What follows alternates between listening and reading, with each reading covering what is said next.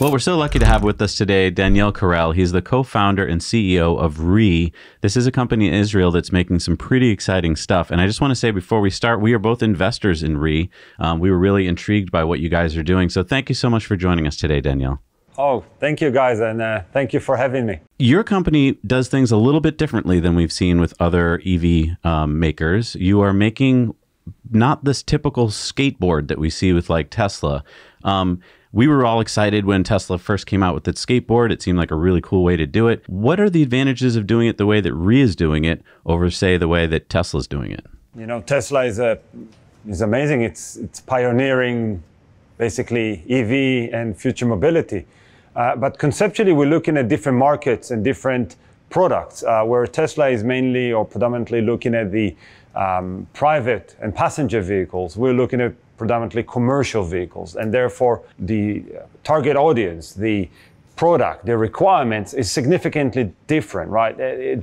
Just as a few examples, commercial vehicles are tools. Do you use them to generate revenue? They have to work day in and day out. They take quite a lot of beating. They have to perform all the time. They have to be very, very efficient. And this is, by the way, usually why you see less players in the commercial segment than in the private vehicle segment. What REE does very, very well, I think, is developing something that the industry doesn't have, and we brought it from a different industry, which is called by-wire technology. So basically how airplanes fly in the past 50 years. So there are no mechanical connection between the steering wheel pedals to the wheels, or to the corners as we call them, and to the corners by themselves. So each corner is independent. And what is a corner? This is the fundamental of our technology. This is the building block. We've been able to develop a technology that incorporates the drive, steering, suspension, and braking in every corner of the vehicle. That allows us to have a very strong ability for modularity. We're able to build different vehicles in different sizes, different shapes, different weights. So we can actually have a skateboard chassis which is completely flat. Everything is confined within that chassis. There's nothing in between those wheels, if you like, or wheel hubs.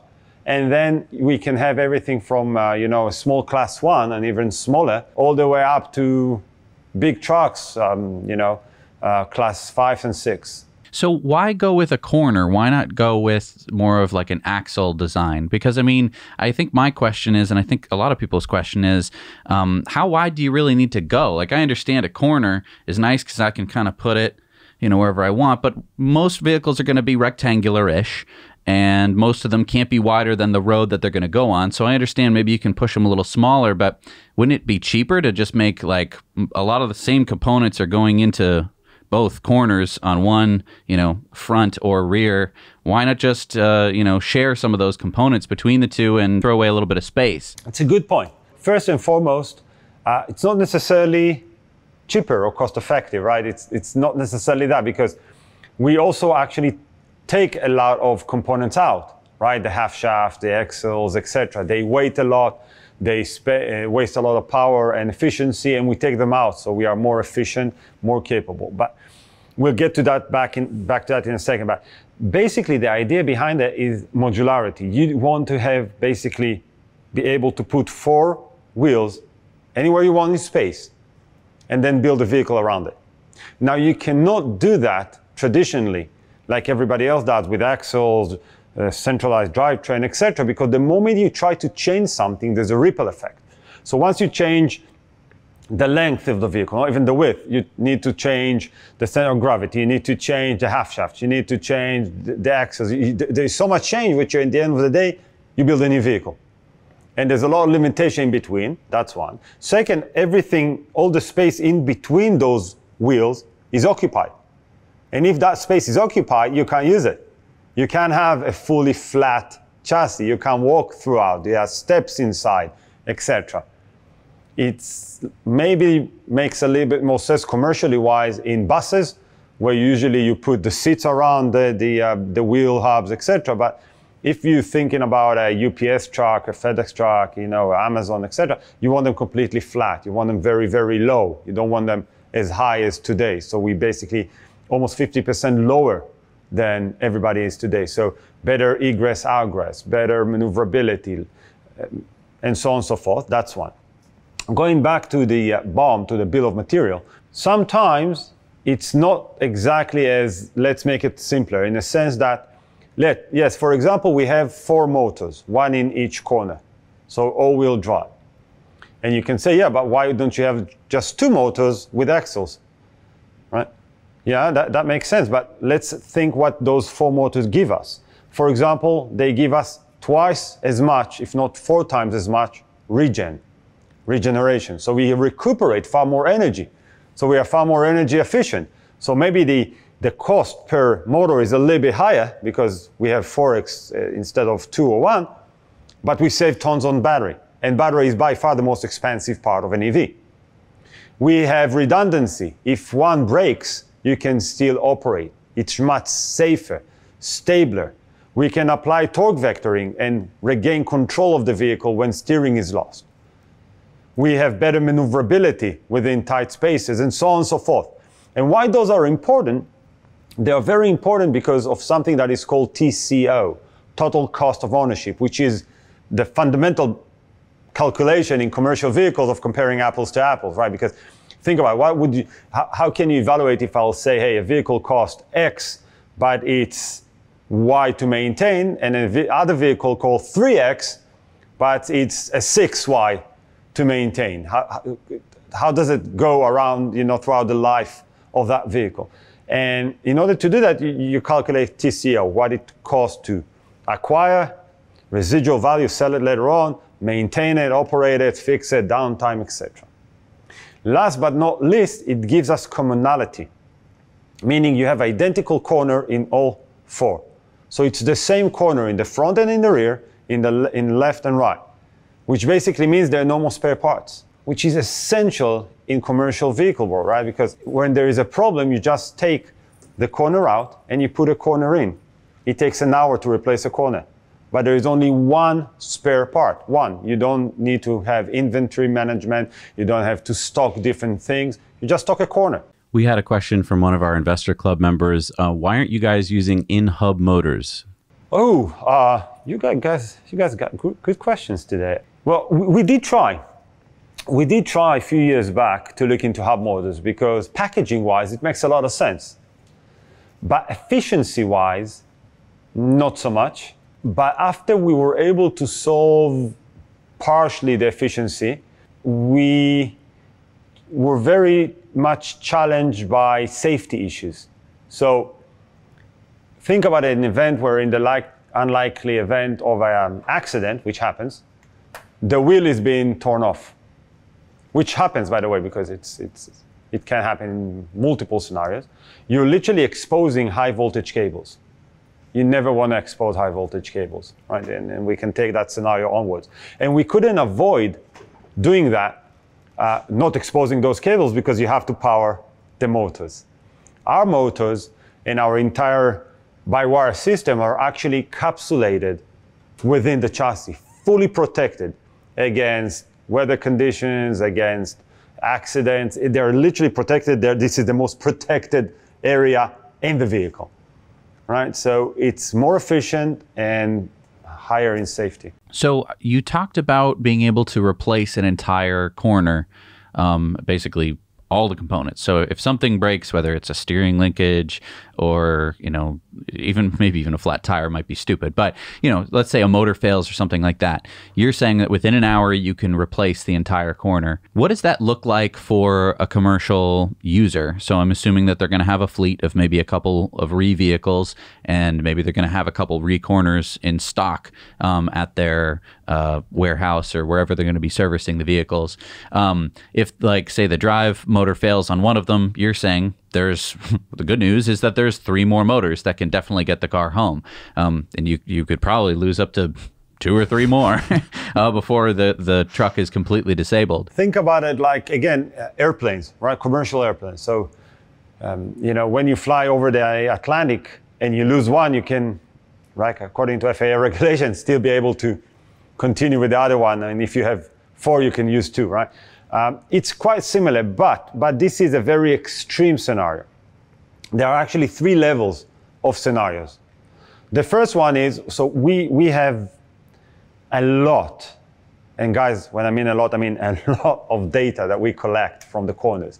We're talking about hundreds and soon thousands of data streams per second per corner. Everything regarding accelerometers, vibrations, temperature, noise, and so on and so forth. And that gives us full visibility of the level of health of the vehicle. And what does it mean is because we make all the hardware and software ourselves, or we design it, we're able to look at the whole system as one. Meaning, let's say we are detecting a certain chain of event, and we know that if A happens and B happens, there's a probability that C is going to happen. Okay? It's not necessarily straightforward as if, you run over a nail and you have a flat tire. Sometimes there's some vibration here, you get some frequencies over there, and then you know that something is going to happen. Okay. First and foremost, we evaluate what is the urgency of that. We can say, hey, there is a problem here. Next time you're in service, we should know about it. We'll fix it. Nothing urgent. Or, for example, we can say, hey, there is a problem here. Let us send you an over-the-air update and bypass the problem, solve the problem, etc. Most cases, more than 90% of cases, that's done. That's where it ends. Second level is, okay, there's a problem. It's actually more severe than we thought, right? Or more severe than the first one. But you can still continue service. Because remember, a commercial vehicle has a destination, right? It needs to generate revenue for its owner. So first and foremost, we say, okay, this is not serious enough for you to stop now. So continue. But once you're back home, let's talk about it, right? Or let's look into that. Third one is, hey, this is critical now. Please stop. Or please come in for service now. So first of all, those three levels. And these are very important because it allows us what we call preventative maintenance, not scheduled maintenance. So we know exactly what the health level and status of each of our components. And in the very, very unlikely event that there's a mechanical failure that needs to be replaced, it basically means like changing a tire. You unscrew the corner, and it's called lateral decking, right? So nobody goes under the vehicle, just literally go in and out. You put it on a jack, of course, and then it moves in and out. It takes about 20 minutes mechanically to change a corner, take it out, bolt it back in, and then about 40 minutes for remote calibration, right? Because we need to do handshakes and all kind of tests and getting the vehicle ready, and then off you go. With that, what does it mean for the fleet? And sorry for the long answer, right? But there are two kinds of fleets, right? The big ones will do their own service. So they will have a few corners stored somewhere, and when the vehicle comes in, they'll just change a corner, send us the faulty corner, we'll fix it on the downtime and send it over. Those who don't have in-house service will go to a network of a few thousands of locations in the US today that will soon be holding corners, and the swipe of the corner will be done there.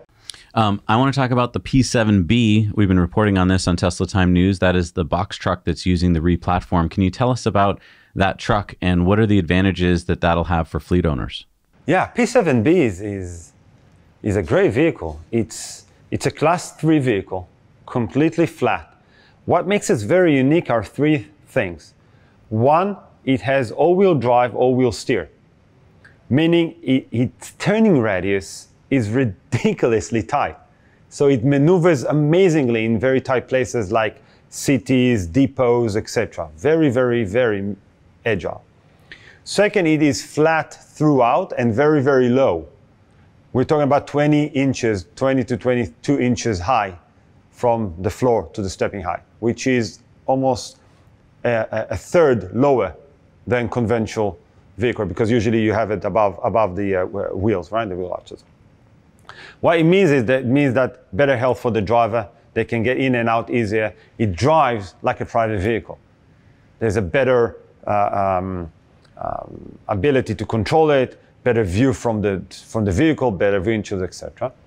And last but not least, it is modular. Because it's completely flat, based on the P7 platform, you can use either a box configuration or a walk-in van configuration, which up until today was impossible to do, 2 different chassis, 2 different vehicles. So for some, they can have literally the same vehicle, with the same service, with the same corner, with the same data, with the same everything. Some would be box trucks, some would be walk-in van. And the class 3, especially in the US, is the largest market segment in commercial vehicle, right? And it applies to that. Now, because of the design, because of the very flat chassis, because that we don't have dualies in the back, we have only 4-wheel, we actually have almost 15%, 1.5, better energy efficiency than anybody else because of the aerodynamic, the no drag, and better maneuverability. So we are very, very excited to bring this to the market very soon in the US. We've also been reading about the Hino Platformer prototype. Can you tell us what that is? Oh, Platformer is an amazing concept. We're working with Hino since 2019 or 2018, where it's fundamentally different than everything else. What's so different about it is the top hat is interchangeable.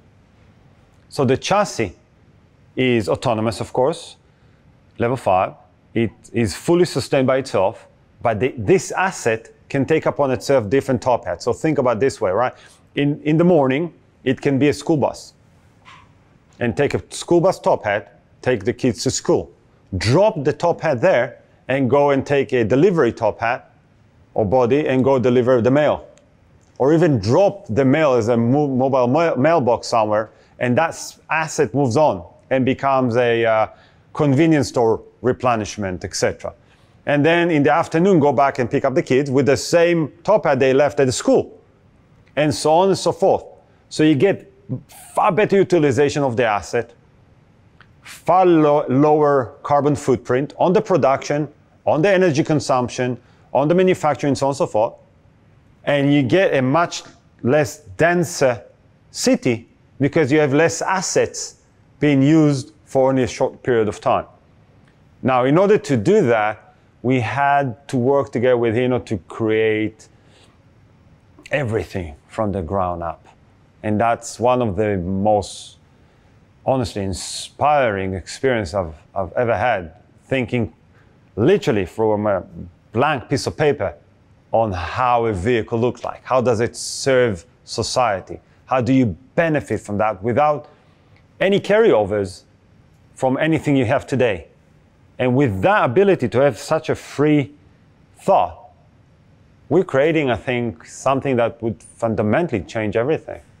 One of the things I'm really excited about with REE is that you're kind of agnostic to autonomy, right? You just mentioned level 5 autonomy. We're big fans of autonomy. We think it's going to happen soon, like Elon does. But there's a lot of people who think it'll never happen or it'll happen in 40 years.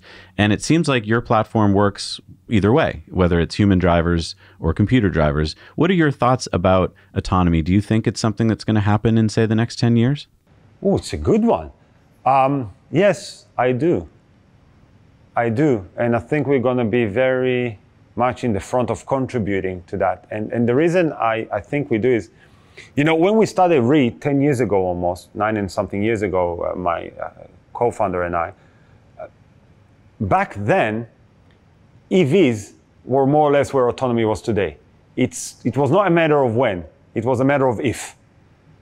And it was not very clear if actually EV is going to exist, if not being skipped, right? Like mini discs, if you remember, there was a short period of time that we have those, or laser discs later on. And the reason we created REE back then was to make sure EV happens.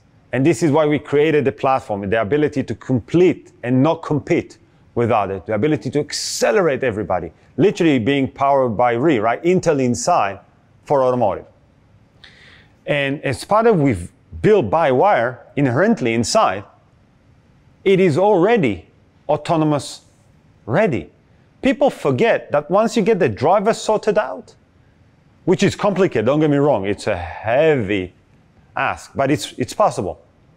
Then you have to get the vehicle ready, because just putting actuators to move the steering and the pedals is not enough. You don't have the redundancies, right, with the plane. You don't have the safety features. You don't have the control features.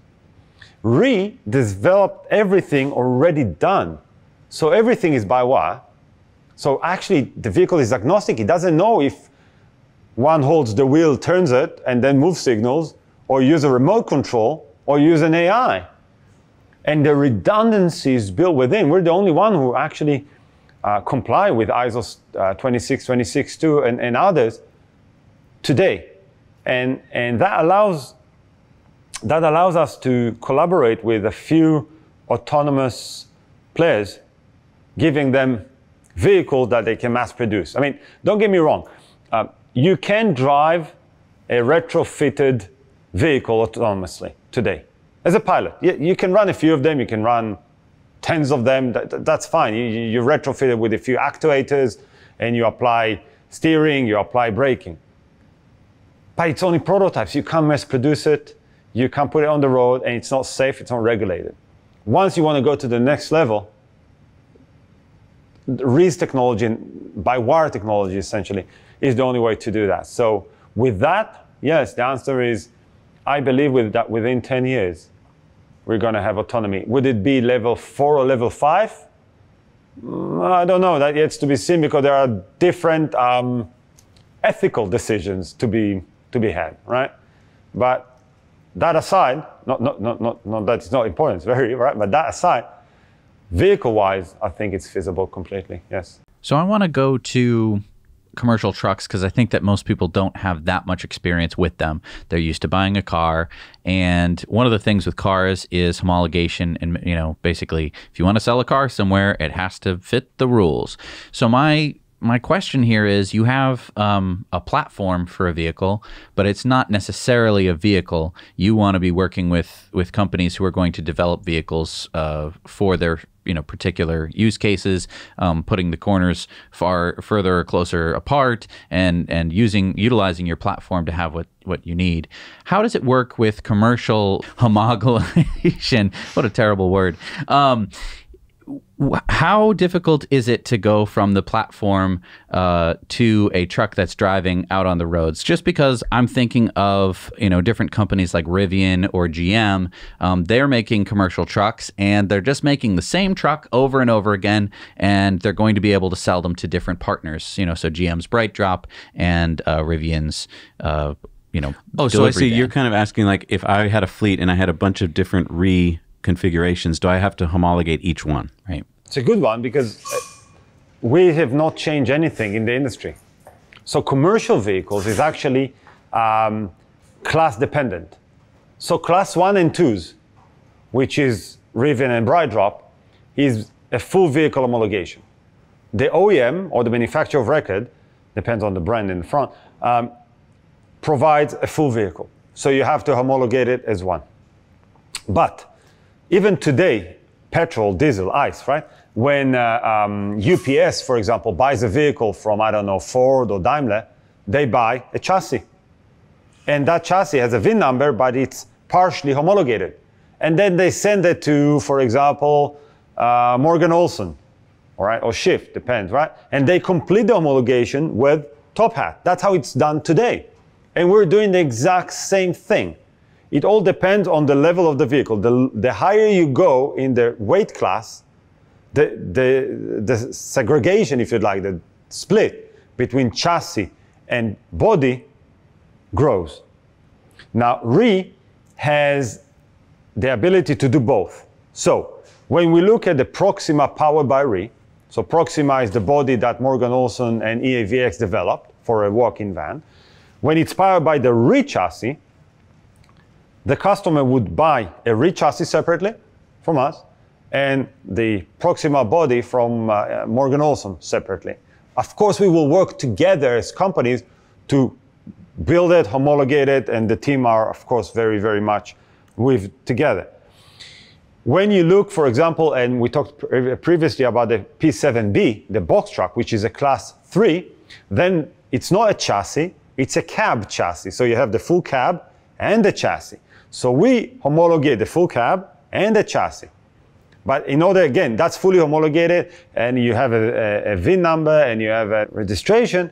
But if you want to have a box on it, that has to be homologated as well. So Morgan, in that example, part of the Poindexter Group will put the box and homologate it as a full one.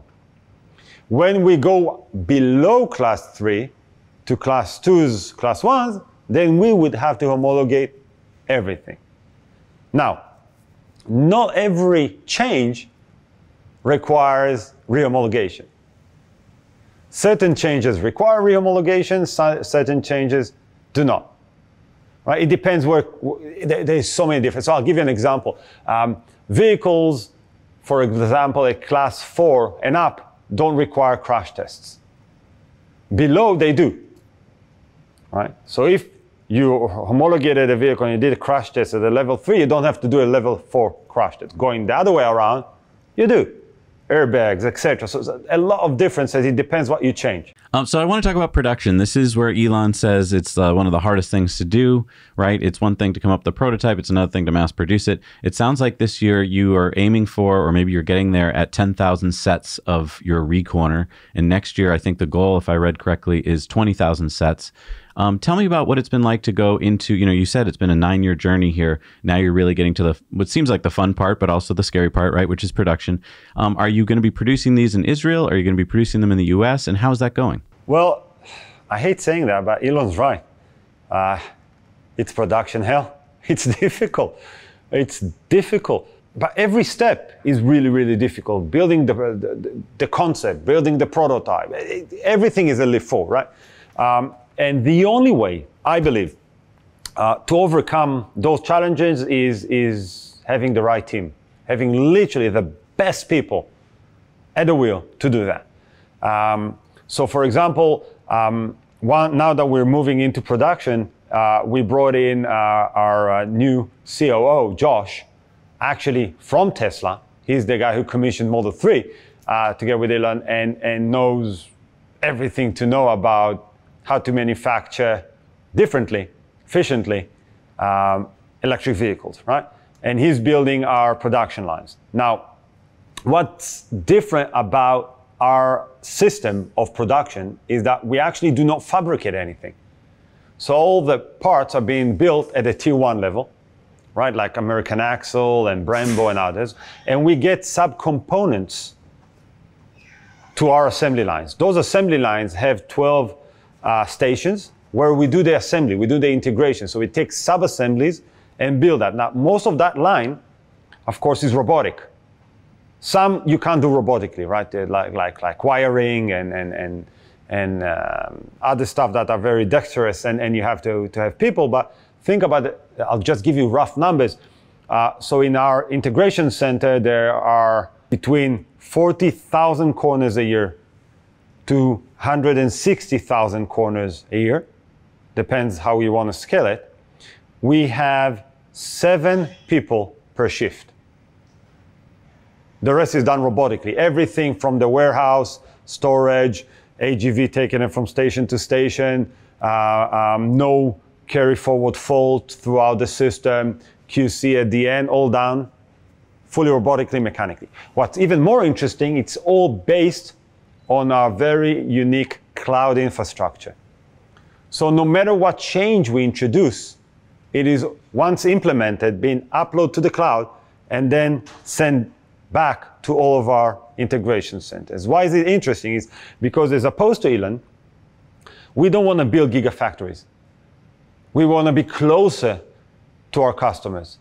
So we build them small, right? Think about it, around 10,000 to 40,000 vehicles sets a year.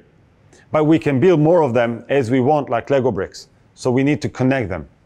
First one is actually now being brought up in the UK and going according to plan. By the end of the year, we will have a capacity for 10,000 vehicle sets in the UK.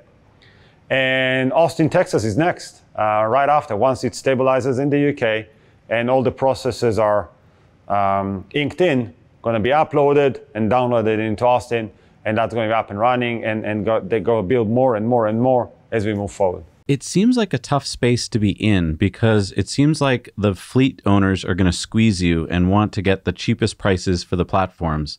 But on the flip side, as a shareholder, I know that you guys hold a lot of IP.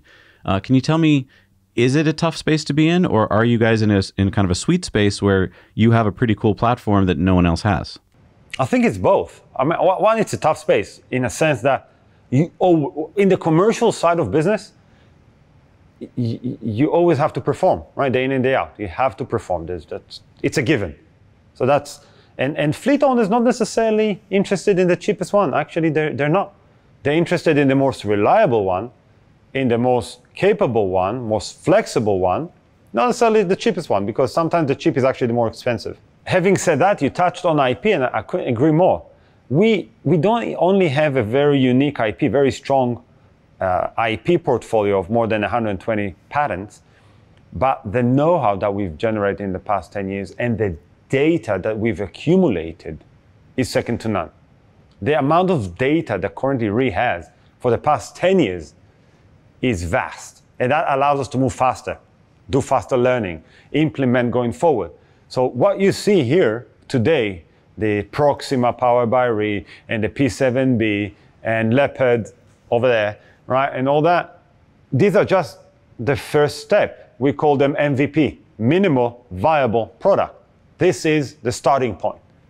From now on, it's going to be constantly upgraded, either over-the-air updates or even mechanical updates. We would love to come visit you sometime, either when you come over to the States or even beforehand. I think it'd be a lot of fun to check out what you guys are working on. We definitely should be. I mean, we're in the US all the time, and that's just another reason to come to Boston. That's great. Yeah, I mean, we're building a mobile studio now in our trailer, a solar-powered trailer. So we're going to be doing a butts and seats tour when we get our Roadsters. We're getting like 6 Tesla Roadsters, so we'll definitely swing by and have some fun with you.